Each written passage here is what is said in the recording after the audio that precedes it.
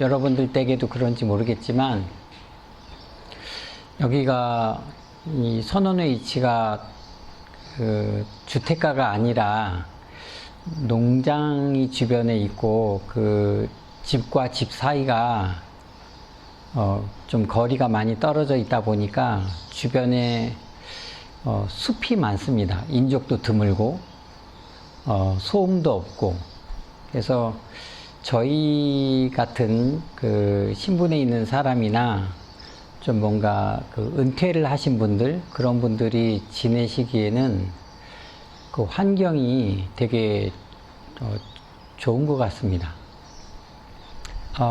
이 새들도 그런 환경을 좋아하는지 해가 뜰 무렵 한 4시 정도 되면 새소리가 많이 납니다. 여러 종류의 새들, 또 그거를 뭐 자주는 아니지만 관찰을 해보기도 하는데 종류도 참 다양하더라고요.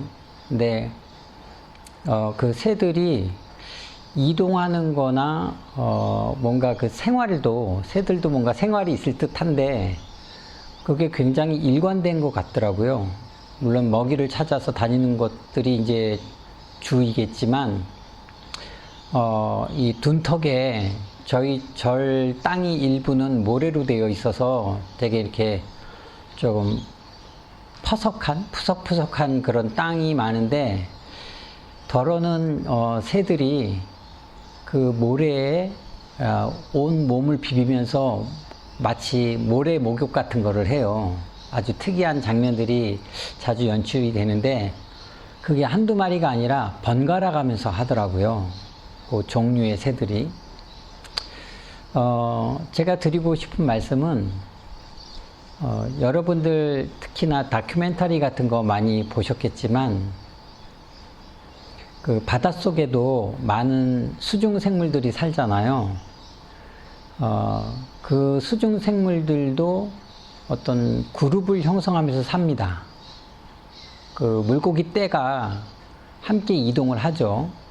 그 많은 거리들을, 넓은 범위를 찾아서. 근데 그 수족관의 물고기나 아니면 바닷속의 물고기 같은 것들을 우리가 영상을 통해서 보게 되면 그 셀 수 없는 물고기들이 일사불란하게 방향을 틀고 뭔가 그 목적하는 곳을 향해서 흐트러짐 없이 대열을 유지해서 갑니다. 물속 말고도 뭐 이렇게 아프리카나 저 그 초목지대에 보면은 많은 소들이나 뭐 그런 동물들이 그룹을 형성해서 이동을 하잖아요. 또 그네들을 또 사냥하는 동물들도 있고, 포식자 계급이죠. 하늘에도 마찬가지로 많은 철새들이, 뭐 심지어는 도래지에 가면, 철새 도래지에 가면 수많은 새들이 그 참 어떻게 그 둥지를 찾아가는지 모르겠지만 거기에서 알을 낳고 또 때가 되면 대규모로 이동을 해 갑니다. 이런 예를 드는 것은요, 저희 사람도 그런 자연의 일부고 의식을 가지고 있는 존재들이기 때문에 소통을 합니다. 뭐 굳이 영어로 하면은 커뮤니케이션이 되겠지만 우리는 언어라는 게 있어서 말과 글로써 뭔가 대상을 두고 소통을 하잖아요. 인간관계를 넓혀갑니다. 근데 우리가 알기로는, 그냥 표현하기로는 아이고 말 못하는 저 짐승이, 이렇게 표현하지만 그렇지 않은 거죠. 가까이는 우리가 키우는 반려견 동물들도 의식을 가지고 표출할 수 있고 그거를 전달합니다. 동물들도 수많은 종류의 동물들, 곤충들, 미물들도 그 때와 어떤 장소를 가려서 그네들의 생활과 어떤 삶을 영유하는 것처럼 보여요. 그네들도 뭔가 언어 소통은 아니지만 그네들만의 커뮤니케이션을 하는 방법이 있다라는 거죠. 그래서 이 소통이라는 거는 어느 곳에서나 다 있고, 그 내용은 우리가 얼만큼이나 삶을 살아가는지는 모르지만 굉장히 중요한 요소입니다. 아슬란이라 그러나요? 이렇게 수화, 말 못해도 손으로서, 동작으로서 우리가 의사를 전달하고 또 뜻을 나누지 않습니까?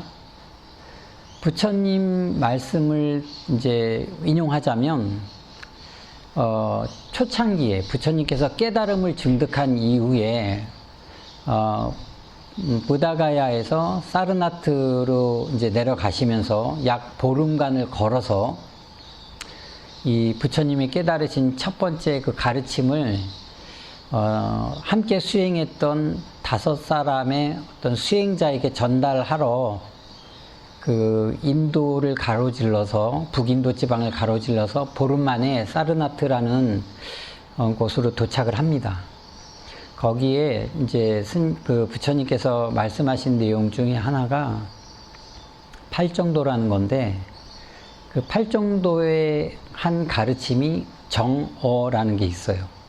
이제 바를 정자, 굳이 이제 저희가 한자로 표현하면 바를 정자의 말씀 어자입니다. 바른 말. 근데 저희들이 알기로는 이 바른 말이 말 그대로 뭐 이렇게 언어 선택이나 아니면 표현 방법이 올바른 그런 내용도 물론 있겠지만, 조금 더 깊이 들여다보면 하지 말아야 될 말을 삼가하는 것, 이게 바로 정어라고 할 수 있어요. 여러분들 생활하시다 보면 특히 이제 가족 간이나 여러분 생활 영역에서 굉장히 가깝게 지내는 분들, 편하다고 생각하는 분들에게 말로서 뭔가 본인의 뜻을 전할 때 오히려 다른 사람이 보거나 그 대상이 들을 때는 혹시 나를 가볍게 생각하는 거 아닐까라고 오해를 살 수 있다는 거죠. 왜냐하면 이 정어라는 걸 잘못 활용하면, 예를 들면 호칭입니다. 우리 친한 친구들 할 때는 XX 내지는 뭐 야 임마 뭐 하면서 편한 것 같지만, 그게 뭐 어린 시절에는 학창 시절에는 충분히 그럴 수 있죠. 여러분들도 경험하셨겠지만, 하지만 사회인이 되고 가정을 가지고 이제 중년의 나이에 접어서는 50대 60이 됐는데, 손주들도 있고 주변에 젊은 사람들 많이 있는데 어른이 둘이 다 만나가지고 이제 주름도 있고 머리도 허여지고 했는데, 그런 호칭은 올바르지 않아요. 아무리 친근감 있게 표현하는 거라 해도 올바르지 않다라는 거죠. 정어라는 부처님의 가르침에 벗어나는 거라 할 수 있어요. 오히려 그것이 상대방의 체면이나 교양이나 아니면 그 상황에서 벗어날 때는 오해 이상의 상처나 아니면 그 인간관계가 많이 훼손될 수 있는 가능성이 있는 거죠. 요즘 사회적으로 그런 것들이 많이 문제되기도 하잖아요. 또 하나는 우리가 대화를 나눌 때, 소통을 할 때 그 마음 씀씀이입니다. 그 마음 씀씀이를 정말 무한정으로 이제 한량 없이 발휘해야 되는 것들이 있는데, 그 중에 인간관계를 전제로 해서 그 사람을 조금 배려해 줘야 되는, 생각해 줘야 되는 부분들이 있어요. 그 중에 또 하나가 이제 이 말에 대한 겁니다. 그래서 부처님 가르침으로 표현하면은 사랑 애자 말씀 어자를 써서 애어라고 해요. 그 애어라는 거를 뭐 직설적으로 뭐 사랑해 이런 말을 많이 하라는 건 아니지만, 어느 가수도 뭐 한정없이 얘기해도 좋은 게 사랑이라 그러는데, 그런 사랑의 어떤 범위에서 조금 더 확대되어서 그 대상, 그 말을 표현하는 대상이 어떤 상황이냐에 따라서 우리가 이 애어라는 걸 구사해야 되는 거죠. 정말 아픈 사람에게는 위로의 말이 필요한 거죠. 그 아프다라는 게 육체적인 아픔도 있겠지만 정신적인 아픔도 있잖아요. 그래서 그런 것에는 위로, 격려, 뭔가 용기가 필요한 거죠. 어떨 때는 그 사람이 뭔가 해낸 것에 대해서 자랑스럽게 함께 공감해주는 이런 것들도 필요한 거죠. 이게 이제 또 에어예요. 근데 저희들이 살아가면서 많은 것들을 경험하는 과정 중에 아까는 이제 호칭에 대해서도 얘기했지만 이제 제가 알고 있는 어떤 관계에서는, 특히 가족 관계에서는 남편 되시는 분이 바깥에서 일을 하시고 뭔가 어려운 상황을 겪을 때 내자 되는, 아내 되는 분이 그 남편의 입장이나 상황을 잘 모르는 상태에서 돈 봉투에, 월급 봉투에 두께만을 보고 아니면 술 한잔 하고 들어오는 그런 모습만을 보고 잔소리를 하거나 아니면 우리 흔히 얘기하는 바가지를 긁는다 그러면 이거는 답답한 마음으로 호소하는 거지만 아무리 사랑이 깊은 부부라도 이게 받아들이기 힘든 거예요. 그래서 남편이 한마디 내뱉죠. 당신이 뭘 알아? 뭘 안다고? 하면서 이제 뭔가 주제에 벗어난, 어떤 뜻에 벗어난 감정을 상하게 해서 언성이 높아지고 마음이 상하고 상처가 되고 서럽고 억울한 그런 입장들이 되는 거잖아요. 아이들과의 어떤 소통도 마찬가지예요. 여러분들, 저희 어린 시절에는 집에 전화만 들여놔도 이게 동네 자랑거리였어요. 학교 가면은 생활기록 무슨 뭐 조사한다고 선생님이 다들 눈 감으라고 하고, 집에 전화기 있는 사람 손 들고, 테레비 있는 사람 손 들고, 뭐 집이 전세인지 뭐 이런 것도 조사를 하더라고요. 근데 이 소통의 하나의 방법이 대중들을 대하는 거는 미디어잖아요. 라디오나 TV였었고, 개인과 개인 간의 어떤 소통을 하는 수단이 전화기였어요. 근데 그때는 전화라도 자주 인사를 드리고 하는 게 어떤 관심이나 사랑이나 존경의 하나의 표현이었거든요. 목소리를 들려드리고 안부를 전하는 것. 저 같은 경우는 90년도 초에 지리산에 이제 출가를 해서 90년대 말 무렵에 이제 그 송광사 해인사에서 공부를 할 즈음에 저기 돌아가신 은사스님께 자주는 아니지만 좀 어려운 일이 있거나 속상한 일이 있으면, 그리고 또 이제 지리산에서 오래 은사스님 곁에서 살다 보니까 뭐 안부가 궁금하고 하면 서간을 보냈어요. 편지글을 보냈거든요. 그러면 그거에 대해서 매번 답이 오진 않았지만 짤막하게 시 한 구절 보내주신 적도 있고, 이제 뭐 스님 입장에서는 제자에게 장문의 글을 보내준 적도 있어요. 제가 이제 모든 공부를 마치고 지리산에 갔을 때 스님 방 청소할 때 제가 보내드렸던 편지를 모아두신 그 종이상자 함을 봤거든요. 그러니까 그때 어떤 전해진 그 스님에 대한 느낌, 존경, 감동 뭐 이런 것들이 남아 있는데, 그리고 이제 유학을 갔거든요. 미국이나 호주, 지금 제가 여기 살고 있지만, 그때도 때때마다 뭐 한국에서 전해지는 어떤 재난이라든지 그런 게 있으면, 지리산에 비가 많이 왔다든지 날이 추워졌다든지 눈이 와서 뭐 어렵다든지 이러면은 한 번씩 전화를 드리거나 이제 글을 이제 보내드리기도 했었는데, 되게 조심스럽죠. 신중하잖아요. 특히나 편지를 쓸 때는 소통의 일방적인 루트예요. 편지를 쓰고 보내는 동안에는 나만의 의사가 전달되는 거잖아요. 그래서 편지가 되게 저한테는 편했기 때문에 좀 자주 활용을 했는지도 모르겠어요. 여러분들도 뭔가 이렇게 이 사람이 편지를 보내온 사람의 마음을 헤아리려면 한번 읽어가지고는 잘 언뜻 이해가 안 되면 그래도 한 번 더 읽어볼 수 있잖아요. 그리고 그 더 읽어볼 때 방해가 없어요. 제 말뜻이 어떤 의도로 전달되는지는 좀 의심스럽지만, 제가 스님을 생각해서 글을 쓸 때와 스님께서 제 글을 받아보고 읽어보실 때는 주변에 어떤 방해 요소가 없단 말이죠. 거기에 집중할 수가 있잖아요. 근데 지금 2022년 이제 20여 년이 훌쩍 지난 지금 이 시점에서 이 소통의 방법이 문자예요. 핸드폰이라는, 스마트폰이라는 이 첨단 과학을 인용한 어떤 기계 문명에 우리가 의지하고 있어요. 제가 듣기로는, 그리고 제가 목격한 바로는 젊은 학생들이 식당에 모였는데, 이 호주에서 모였는데 바로 앞에 친구를 두고도 문자로 대화를 나누는 걸 봤어요. 그리고 그렇다라는 얘기를 몇몇 분들한테 들었고, 심지어 집에서도 방이 있는데 얘야 밥 먹어라, 아버지 오셨다 이러면 나와서 인사하고 같이 자리에서 식사하고 해야 되는데 문자로 해. 그리고 이 문자가 두 가지 문제가 있는 것 같아요.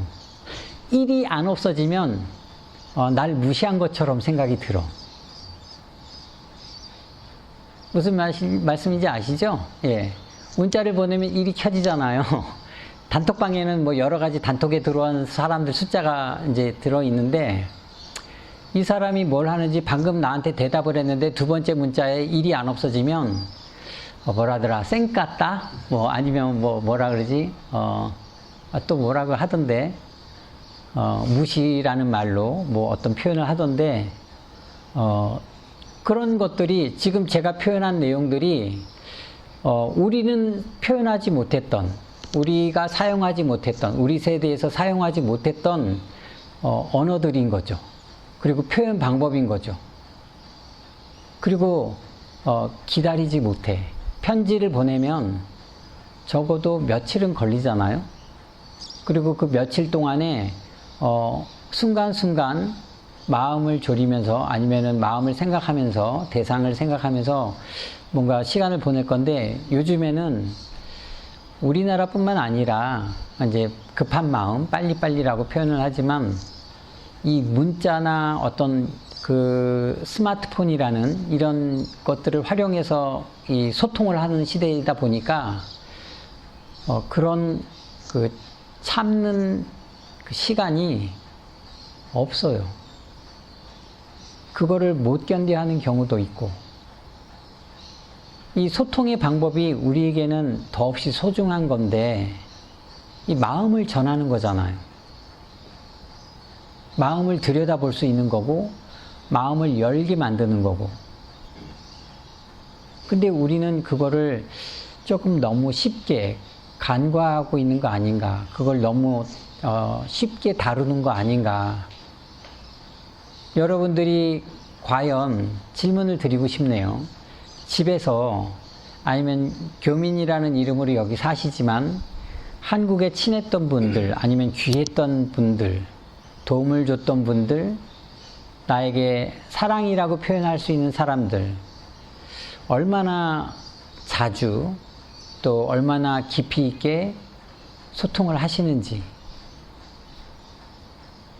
가까이는 여기 이제 전부 다 가정을 가지고 계신 분들이라 생각이 드니까, 내가 남편과 아니면 아내와 얼마나 진솔하게 소통을 해 가고 있는지.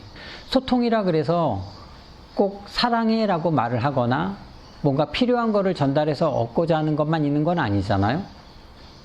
정말 그 사람이 행한 일들이 힘들어 보이고 뭔가 위로가 필요하다 그러면 말 없어도 손을 한번 잡아주거나, 뭔가 부부간에 안아주거나, 아이들이 힘들어하면 뭔가 그에 상응하는 그 마음을 전할 수 있는 어깨를 두드려주거나 안아준다면, 굳이 그거를 말로 표현 안 해도 충분히 의사소통이 될 거라고 생각하거든요. 근데 그거를 얼마나 진정성 있게 자주 표현하시냐 말이죠. 이 선원에 많은 분들이 오시지는 않지만, 주중에 덜어 다녀가시는 분들의 공통된 내용이 부부관계가 많아요. 자식 간의 관계.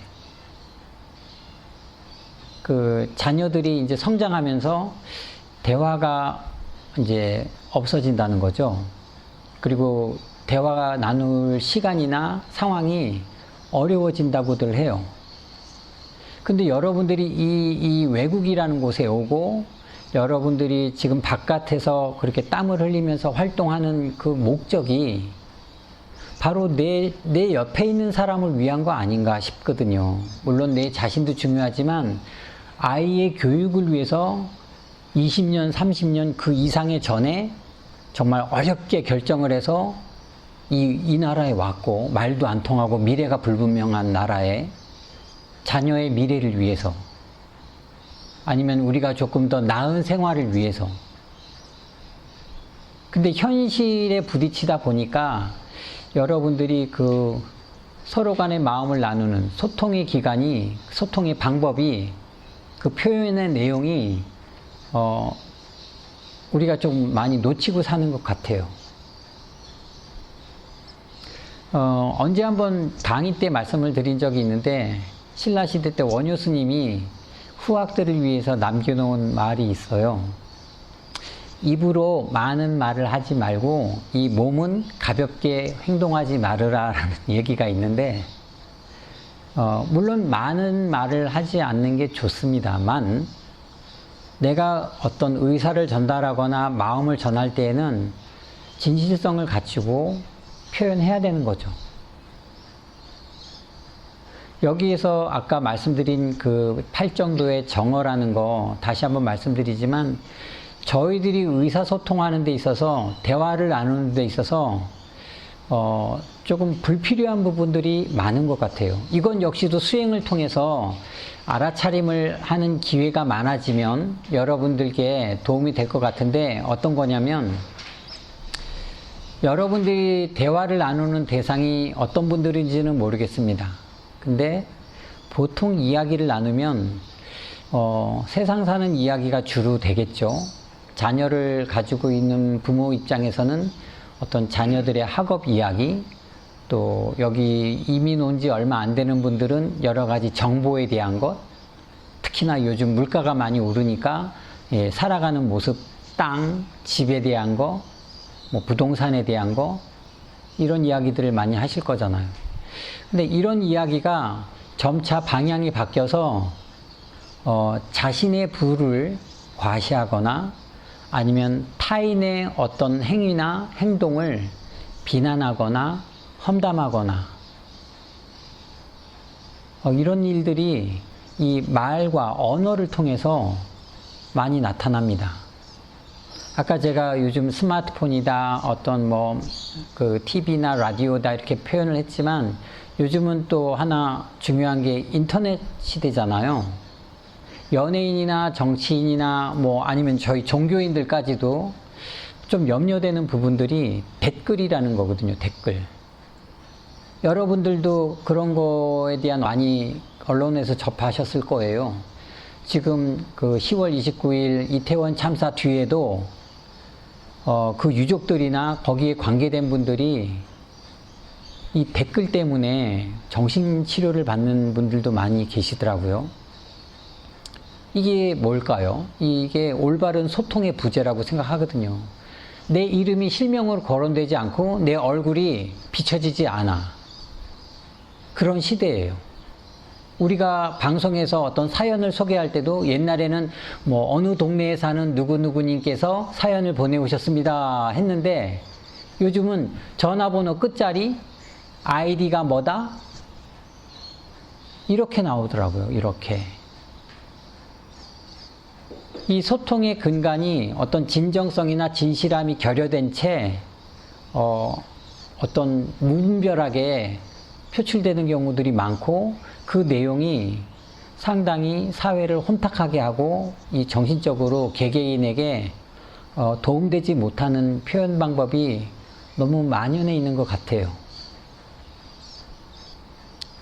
오늘은 여러분들께 가깝게는 우리 가족, 주변, 넓게는 우리 지역사회, 과거뿐만 아니라 지금 이루어지고 있는 일들이나 우리가 미래에 행해질 것들에 대한 어떤 우리의 의사 표현, 그 나누는 방법, 이런 거를 고민해 볼 만하다 싶어서 소통에 대한 것들을 한번 말씀드려 본 거예요. 그리고 이러한 것들이 우리 부처님의 가르침에 분명히 언급되어져 있고, 여러분들이 물론 바쁘고 어려운 생활이시지만 이 올바른 말, 바른 언어의 선택, 표현, 이런 것들을 우리가 한번 고민해 봐야 되지 않을까. 좀 주제가 가볍지는 않지만 여러분께 또 이 자리를 떠난 이후에 여러분들이 생활할 곳에서 조금 참고해 주셨으면 하는 부탁의 말씀을 드립니다. 오늘 법문은 이것으로 마치겠습니다.